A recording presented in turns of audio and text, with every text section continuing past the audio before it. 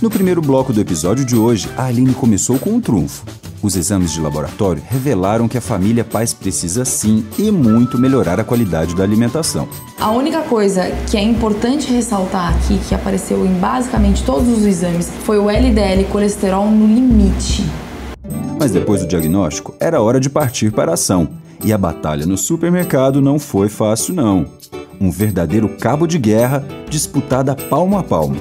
Vamos ver quem leva a melhor? Isso daqui é o que a gente vai deixar? Sim. Seria pra vocês, então a gente tá eliminando todos esses quilos de carne aqui e mantendo o frango. Pra família de vocês, sim. Agora pra sim. Sexta, pra amanhã. 3 dias tá mais do que Mas não suficiente. dá pra 3 dias isso. Considerando que vocês vão jantar, almoçar fora no domingo. Ah, sim, tudo bem. Se sair pra almoçar fora domingo. Certo? Certo. Bom, em relação aos pães, eu vi vocês falando que iriam levar pães pra fazer lanche. No que vocês acham da gente tentar substituir esse tipo de pão pelo pão integral também da mesma esse maneira? pão, eu vou te ser franca, eu já usei e não gosto. Não gostou? Não. E será que de repente no meio das preparações, então, pelo menos a gente não pode tentar? Pode ser. Podemos? Então a gente pode trocar pelo menos um desses daqui por esse pra gente poder testar a preparação e ver se funciona? Podemos? Então, maravilha.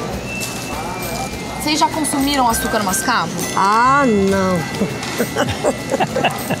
Não, Já Aline. tentaram? Olha, Aline, Já. ela é, nesse ponto, ela é ruim de boca. Em que a senhora tentou consumir? No café, com leite, mas não consigo, Aline. O que a senhora acha que tem gosto? Ah, açúcar mas mascavo? lá nem sei te dizer do que é o gosto. Eu senti o gosto dele assim, parece de mel. Ele, na realidade, é uma rapadura. Já usei esse, já usei arroz integral. Aí eu dou um tempo, porque não dá muito tempo não comer isso. Ok. Aline, às vezes a gente tem que ceder para depois avançar. O importante é não entregar os pontos. E aqui, em relação ao biscoito da senhora, não tem negociação? Porque deixa eu explicar uma coisa pra senhora. O creme cracker, como esse nome diz, creme vem de creme, cremosidade. Então, se você pegar uma bolacha creme cracker e uma bolacha água e sal, a gente acha que não tem diferença. Mas quando você põe uma bolacha água e sal na boca, mastiga e engole, em seguida você põe uma creme cracker, você sente que a cremosidade da creme cracker é maior. O que é essa cremosidade da creme cracker? Gordura. Então, se a gente olhar mais uma vez o rótulo, 9% de gorduras totais, 8% de gorduras saturadas, é uma quantidade grande. E tudo isso em 6 biscoitinhos. A gente poderia trocar por um água e sal? Pode ser. Não vai se Pode. importar de Não, ser mas um eu água e uso sal. também de água e sal. Vamos tentar mudar um pouquinho desses hábitos dentro de casa? Já começamos pelas compras. Agora vamos pro mão na massa, de verdade? Vamos. Então, joia. Ontem eu e a família fomos às compras, onde eu fiz algumas orientações. E hoje eu tô indo pra casa da família para poder orientá-los sobre como armazenar os alimentos. Então, quem é o responsável aqui pelo armazenamento dos alimentos? Seu Júnior.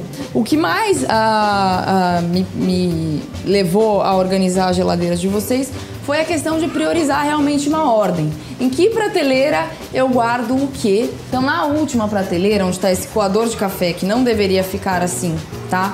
Por questão de que ele está aberto, exposto na geladeira, tem o acúmulo de umidade, a questão dos micro-organismos que podem contaminar os alimentos, tá? Então não é o ideal que a gente faça dessa maneira. Se for para guardar na geladeira, sempre tampado. Mas independente de se guardar em geladeira, quando eu for utilizar, eu tenho que ferver. Aí sim, ferve e já pode usar. Ferve e pode utilizar. Porque quando você atinge uma temperatura de 100 graus, que é a temperatura de ebulição, já é garantido que você matou os Seria ideal substituir micro-organismos. isso aí por aquele papelzinho que vem no supermercado? Aí é uma questão de gosto. Sim, meu amor, mas eu não gosto, não gosto do meu café. Se ela prefere dessa maneira, não é um problema. É muito mais higiênico, Mas pode ser higiênico Aí também. aqui se feito da forma correta. E essa carne aqui, apesar da última prateleira servir para que a gente guarde carnes em descongelamento, elas jamais devem ficar abertas. Sempre fechadas. Não tenho tampa, filme plástico, papel alumínio, o que quer que seja. Porque a geladeira faz uma circulação de ar. Isso. Né? Então, Pega de baixo e joga por cima, né? Exato. Se eu deixo o alimento aberto primeiro, o cheiro da carne vai passar para a geladeira inteira, principalmente carne temperada. Segundo, se essa carne estiver contaminada, eu passo para todo o restante da geladeira, tá? Então é importante prezar essa ordem e, além do mais, sempre etiquetar os alimentos. Por quê? Porque os alimentos que estão preparados têm um prazo de validade de, em média, 2 dias, não mais do que isso. Então o ideal é que a gente faça uma quantidade menor. Mas é isso que eu faço, olha. Essa quantidade foi... Tá aqui no freezer, né? Tá aí no freezer. Essas vasilhas aqui é só do feijão. Que eu cozinho 1 quilo e divido. Uma vasilha dessa é do almoço. Não, é daquele perfeito. dia. Agora me diz, se a senhora não tá aqui e eu tenho esse feijão aqui na geladeira e a Sabrina vai precisar esquentar o feijão e a senhora não tá, como é que ela sabe, sem ter uma etiqueta, quando foi que a senhora fez o feijão? Então eu queria mostrar aqui pra vocês alguns exemplos que eu encontrei na geladeira e no congelador de vocês, que mostram a importância da gente realmente prezar essa prioridade de ordem, de primeiro que vence, primeiro que sai, tá? Em relação ao armazenamento dos alimentos. Então olha só, todos esses alimentos aqui, que são temperos inclusive, que demoram muito para estragar, já perderam seu prazo de validade dentro da geladeira e já não podem mais ser consumidos, tá?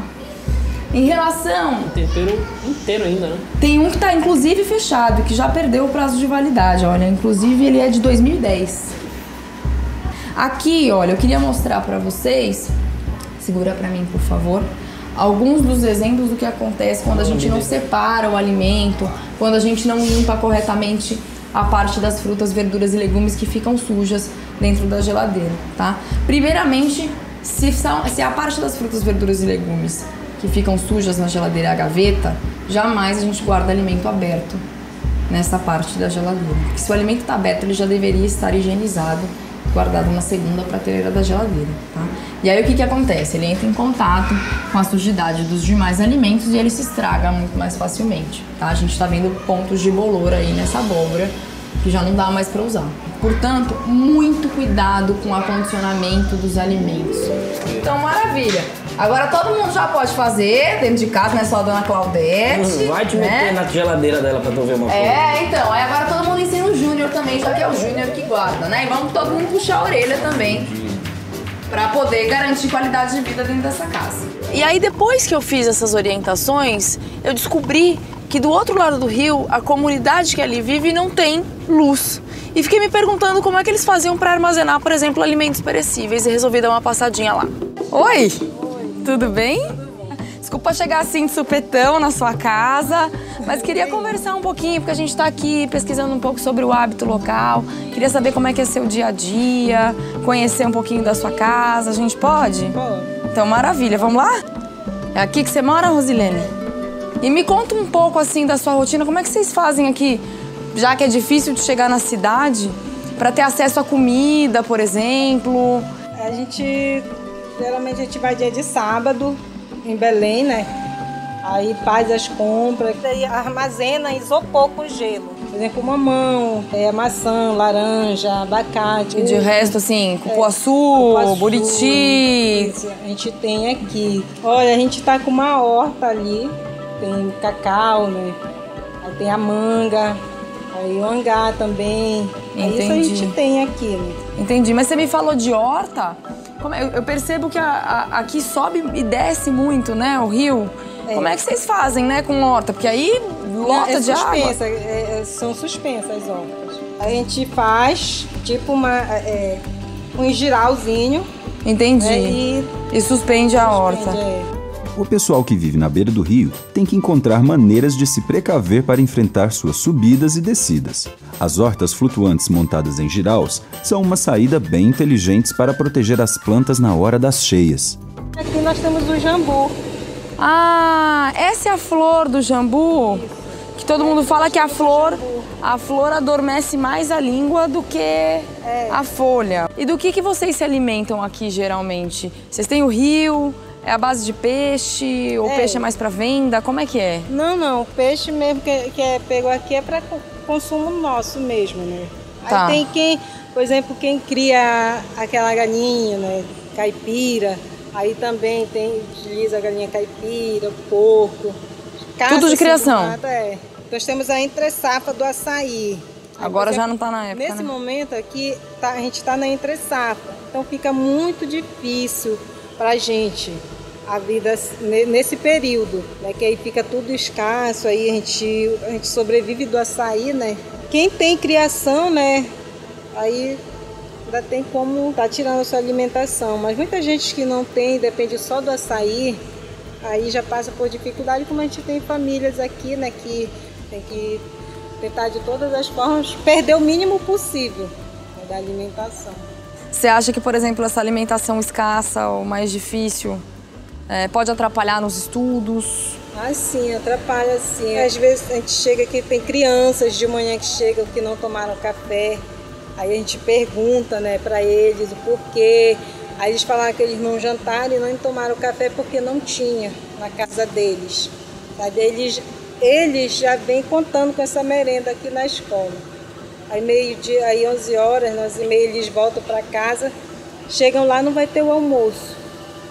Ou vai ter o almoço, não vai ter a janta. E aí espera até o dia seguinte para poder comer na escola de novo. Aí tem muito, acontece isso muito aqui. Essa é uma época que acontece bastante. Eu preciso fazer alguma coisa para essas crianças. Por mais que seja uma coisa pontual, é nossa obrigação como cidadão ajudar pessoas assim. Eu vou fazer alguma coisa. Tô com uma ideia já.